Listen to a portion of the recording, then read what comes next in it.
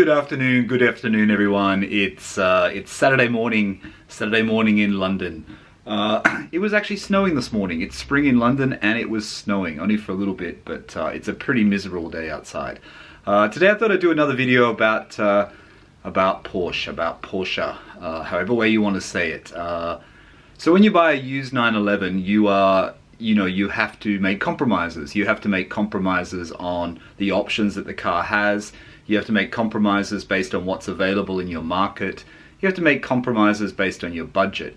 But taking all these aside, if you didn't have to compromise, what would you change about your 997, or what would you change about your 911? So if you didn't order your 911 from new, you basically got the options that came with the car. So what would you choose? What would you change? What would you choose? What would you do? I guess, we can always say that, it doesn't matter what the car comes with, you can always do aftermarket modifications or aftermarket options, whether they be OEM or other manufacturers.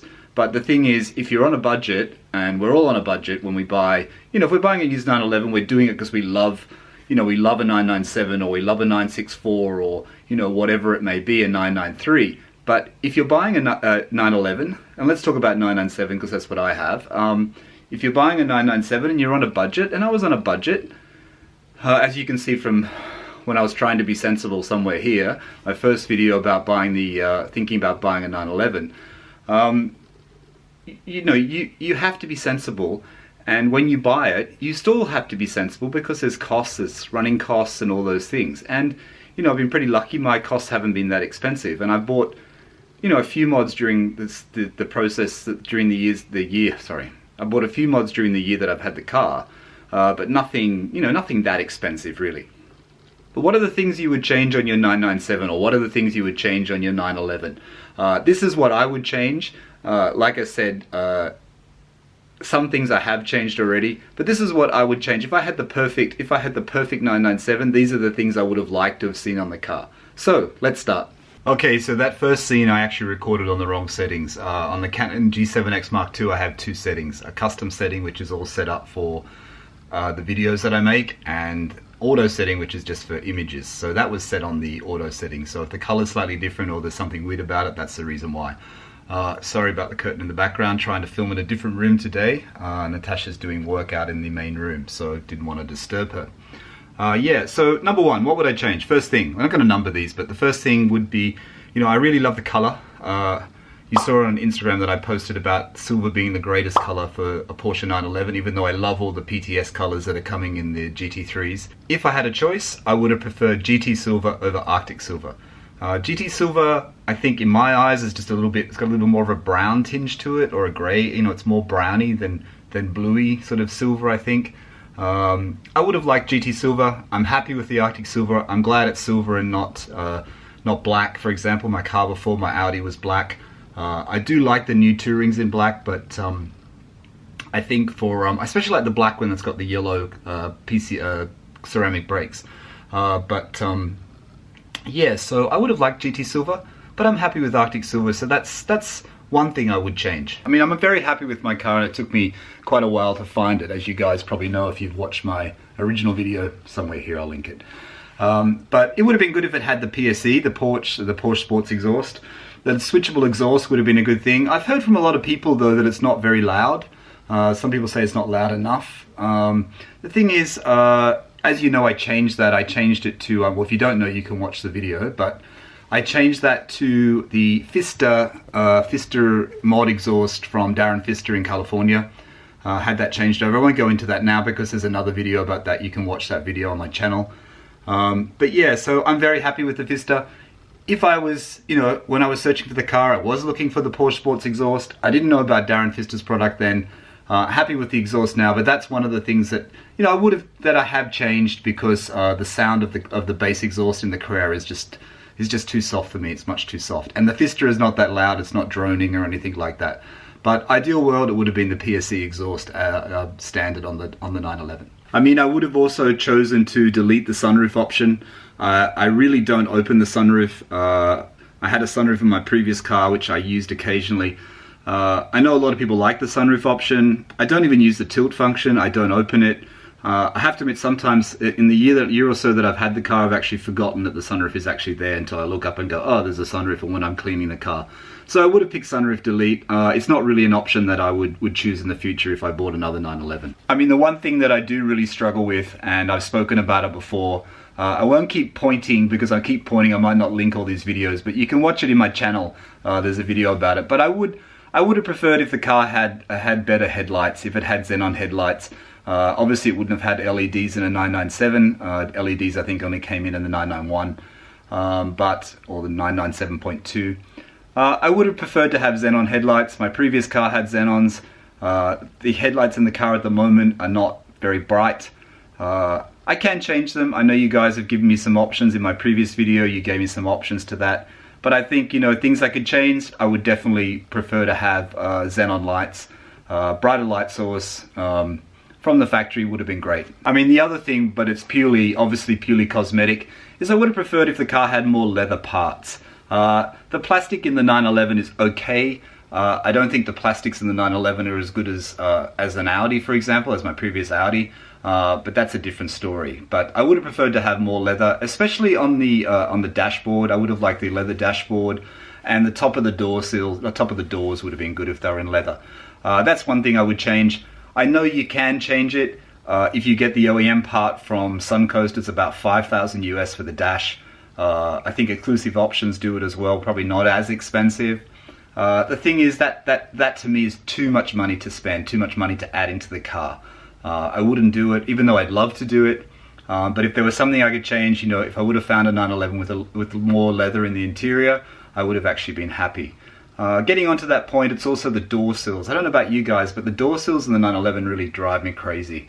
The plastic always seems to scuff up very quickly, even though you can get you've got to get into the car in the correct way. My one on the driver's side has always been a little bit sort of weird sort of color. The plastic's got a weird sort of coloring to it. I would have preferred if the car had carbon door sills. I say that's one of the things I'd like to change, but you know, like in reality, it's not probably that important. It's probably not that important when you're looking for a 911. You can do it aftermarket. You can get the Porsche ones, or you can get the ones from DB Carbon. Porsche ones are about 1,000, I think, 1,000 Australian dollars. DB Carbon are probably half the price. But it's something that, you know, I mean, look at the door sills, see what sort of condition they're in. A lot of the times you may have to replace it. Mine was pretty good, but like I said, the plastic has a little bit of discoloring to it. The other thing that I would change with my car is, you know, I really wish it came with Porsche active stability management. I wish it had the adjustable suspension. PASM or PASM as I call it, I don't know what you guys call it. It has the little suspension, as you know, little suspension icon on the button on your dash. It adjusts the suspension. There's just the hardness of the dampers or whatever it is. So, you know, I think it would have been a good option to have. My car didn't come with it. Of all the options I'm talking about now, which can be after fitted, I know you can change the shock absorbers and everything like that. My car is actually lowered. It has lowered springs on it. I don't think they're coilovers. It's just lowered springs when I purchased the car. You know, I can change that at a later date. At the moment, it rides fine. There's no problem. It's all been checked over. So, but there's one thing would have been the PASM. And going into the Porsche active stability management as well is the fact that, you know, having the sport button and that combined. And I know you guys who have it, you're probably saying, oh, it's not that great, or don't worry about those things. Let me know in the comments. But I think, you know, I think having the sport button, and I know you can retrofit the sport button, and that's another thing that I wish I could change. I wish I could have the sport button. I don't necessarily want the chrono stopwatch on top. I just want the sport button. Now, I've looked into it, and you can actually get it fitted by Porsche. Suncoast have the part online. It's just a software update. It gives you the sport button on your dash, so they give you a replacement panel. Now, if you don't have the PASM, you don't get the full benefit of that sport button. And if you don't have the sports exhaust, Porsche sports exhaust, you don't get the full benefit of that button. The only thing it does is that it lets the PSM, the Porsche stability management, kick in slightly less, up to 70 kilometers. Apparently it does something, even though some people say it doesn't. It's better with the PDK transmission, the sport button. Apparently it does something to the shifts in manual as well, something to do with the revs of the car. Now, I've read this on a few places. What am I trying to say? Porsche specialists have said that it does actually help the change on a manual transmission. So that's why I'm saying it. I'm not sure if it's true or not, and until you actually experience it, you wouldn't know. But obviously that sport button, I thought about it. It's about 700 US. It really only makes a difference when you have PSE and PASM working together with the sport button. It makes a big difference. You guys that have it know what I'm talking about. But you know, if there was one thing or multiple things I could change altogether in the 911, it would have been good to have the three things together, I think, or at least PASM and the sport button, not necessarily the sports exhaust. I'm happy with the Vista, but obviously the three work well together. I mean, the other thing that I would possibly change. Sorry, the curtain's in the background. It's not very attractive, is it? The other thing that I'm trying to get the light. For those of you who make YouTube videos, you know it's all about the light and trying to get the light in the right angle. So this is what I'm trying to do now. The other thing, you know, I was thinking about when I was thinking about doing this video is, what would I change? You know, would I want a short shifter? Now, I keep thinking I want a short shifter. My friend recommended the numeric one, which I know a lot of you guys have.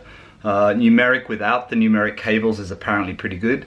A lot of you guys changed over to the GT3 shifter in your 997. I know that's very good. So I think probably one of the things I would have changed if it would have, you know, in an ideal world, if you have your Porsche and you're buying it new, I would have liked to have the short shifter. But, you know, I can change that now. It's a cost, but it's something that can be done. But it's something that, you know, I would probably like to change. Apart from that, you know, like I did a lot of research when I bought my car, and I looked at a few 911s, and I missed out on a couple of 911s when I was buying mine. I did look at an S at one time, which the guy just, you know when you call up for cars for sale, sometimes people contact you and some people at times they don't contact you. You know, sometimes you just can't be bothered chasing people. So you do miss out on some cars that maybe you look back on now and thought they were a better car. But anyway. But you know, like I did a lot of searching to get my car. I'm really happy with my car. Don't think this is a video saying that I'm not happy with the 911. I just thought it's, you know, I saw something online the other day talking about this. What would you change with your 911? What would you change? And I think it's good because we can chat about this, and you know, I guess it's like a modding, you know, what would you change? What mods would you do? But it's more about if you bought your car from new, what would you pick? I've done quite a lot of configuration videos for GT3s and things like that on my channel. And that's me like working out exactly what I want. I'm very envious of people that have the new 991.2 GT3. I love it. I think it looks fantastic. I wasn't a big fan of the touring. I have to say now I'm starting to really, really appreciate the touring. And when it's spec'd in the right color with the right options, it looks pretty fantastic. I think the best GT3 I've seen so far is the Golf Orange one in the UK. Only one PTS car in the UK was delivered. This gentleman got it. It looks fantastic. It's in Golf Orange. I'll put the Instagram link down below. You should check it out. I think it's called Kills Bugs Fast is his Instagram handle. But yeah, you should check it out. The Golf Orange looks absolutely amazing. Yeah, but anyway, when you're trying to get into your first 911, you make compromises. And those compromises, you know, you have to be happy, and you have to know that some things you can change and some things you won't be able to change, and other things you can change, but it's going to probably cost you a lot more money than you want to pay. Then you're going to get back in the car when you sell it.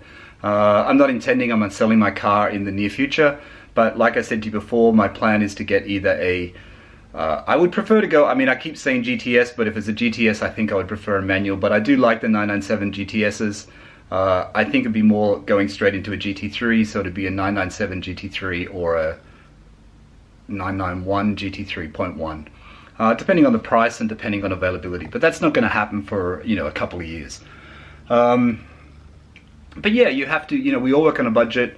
You buy what you can afford, but if you could change it, it's good to think about these things and think about your next Porsche purchase, and if you buy it new, what you would look for, or even if you're buying a second-hand Porsche, you know, what you would look for the next time around, having the experience from having a 911 for a couple of years. And I think that's the interesting thing, and I mean, you guys that have had multiple 911s know how this works. It's a learning experience. I'm learning all the way. I don't pretend to know everything. If I've made some wrong statements in this video, please let me know, but it's all a learning curve, and it's all fun along the way. Thanks for watching. Bye for now. Oh, by the way, if you like this video, please hit the like button and please subscribe. Bye for now.